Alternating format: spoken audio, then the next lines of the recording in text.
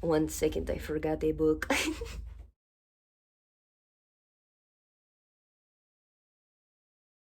Hi people I love, welcome back to MG's Library. My name is Mary Grace and this is my library. Hi y'all, I feel like I haven't talked to you in literally forever, but we talked last week. I missed y'all. I hope you've had a wonderful week. I know school's starting up for a lot of people and classes and things, so I hope everyone's doing all right. In light of school starting, I'm actually taking a semester off just because I don't want to do online classes because I'm awful at it, but I am an English major and I was just thinking about what got me into English and why I love reading and writing and studying literature so much, and that is my core books. In my opinion, core books are like your books that got you into reading or that just like impacted you in a way that impacted your reading, writing, being a bookworm journey. So I have about five, I have like five-ish. You'll understand what the ish is in a second. But before we get started, I just wanted to say, first of all, I have 95 subscribers as of today on this channel, which is just like, yeah. Every time I try to talk about how grateful I am, my words fall extremely short. I'm just very, very grateful for y'all and the family I've created on here. And just like all the support that my real life family and friends have given me is ridiculous. And I truly don't deserve it. And I just love y'all. Without further ado, let's actually talk about what this freaking video is about. Grab your beveragino. I have a pumpkin spice latte. And let's get right into it. Alrighty, my first book, I've talked about it on this channel before, is The Fault in Our Stars by John Green. I read this book when I was very freshly 16. I read it in a night before I went to see the movie with my cousins when I first moved to North Carolina, and I was feeling very alone and just very lonely in life, and read this book and felt largely less alone. I've read it, I don't even know, maybe like 25 times. It's, first of all, such an easy read, it's a fun read in a really weird way. I'm sure everyone knows what The Fault in Our Stars is about, but I'm not gonna spoil it. John Green's writing, unpopular opinion, absolutely adore him. I love his writing. I just love him as a human. And this book truly changed me and taught me so much about life, love, and really put that like spark that true love really, really does exist in the world in my heart. And I am forever grateful for this book and all that it is, all the love that it has given me over the years. I would recommend this book to anybody. I always recommend this book to anybody if they haven't already read it. Everyone should read this book at least once. It is incredible. Alrighty, the next book I have, also, I've talked about this on my channel, and I know I'm gonna get judged. This book is largely hated, but also largely loved in some circles. I already know what it is. After by Anna Todd.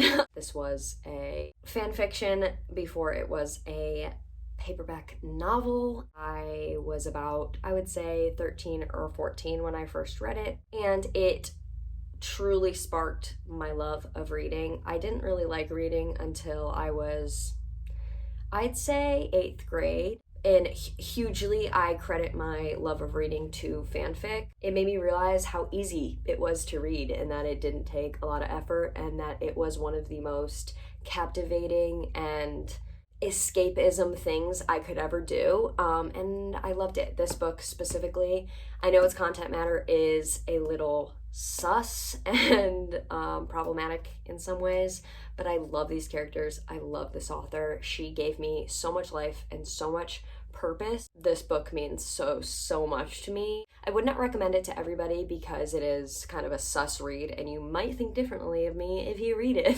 Just know it's good to me. I'm going to talk about my ish part on my 5 is Edgar Allan Poe. My 7th grade class, I had this awful English teacher. She was very mean to us and she had us read Edgar Allan Poe, and I never liked anything that she had us read. And I remember kind of hating the subject matter because it was so dark, but it really showed me a side of literature and a side of language that was so deep and so real and raw, and it was scary, and that is the way life is, and it was just real to me. I remember feeling like, wow, I've never read words that resonated in a way that I was like, I don't like this, but I respect it. Does that make any sense to anybody? His writing really shot my brain into a place that was like, wow, language can be so many things that I haven't been introduced to. If you haven't read any of Edgar Allan Poe's stuff, it's incredible. You should read it. It is dark. It makes me feel weird in my body, but it is incredible. Alrighty, back into my last couple core books. A lot of people don't know that I used to write poetry like no one's business, like starting at the age of like 6. Not good poetry, but I have like books of papers I would staple together of me writing poetry about, a leaf or my baby brother or whatever it was. I just love to write. Poetry is one of my very, very first loves. I never really had a poet that I truly felt connected to and felt, how people have that like author or that poet that is just like their person that they like go to and they recommend, and I never really had that. So in 2017, I was going through a very, very bad breakup and came across this poetry book called I Love My Love by Raina Biddy. I will read the back of it because only her writing does the explanation of this justice. It says, the girl who writes poems about loving too hard and not being loved hard enough. Her connection between God and self-love and trauma resonated so deeply within my heart. This book seriously jump-started my self-love journey in a way that I don't think anything else could have. I don't think I have enough, like literally it's in my chest, like the words I want to say, but I truly don't think I have the right words to explain how amazing this book is. I recommend this book to everybody. You should read it. It's I Love My Love by Raina Biddy. The rest of her poetry books are incredible. She has a podcast. She's incredible. I'm not actually sure if I've talked about this book on my channel. It's Pride and Prejudice by Jane Austen. This is my all-time favorite book ever. This is the ultimate enemies to lovers romance. It is so beautifully written. It definitely is, it's a long read, even for me. I've read it like 8 or 9 times. It is a long read for me. Because I really just like drink in every single word that she wrote because they're all important. Gives you a really unrealistic view of love, but that's okay. Don't they all? This is my number 1 favorite book of all time. I read it probably when I was 16 or 17 for the first time.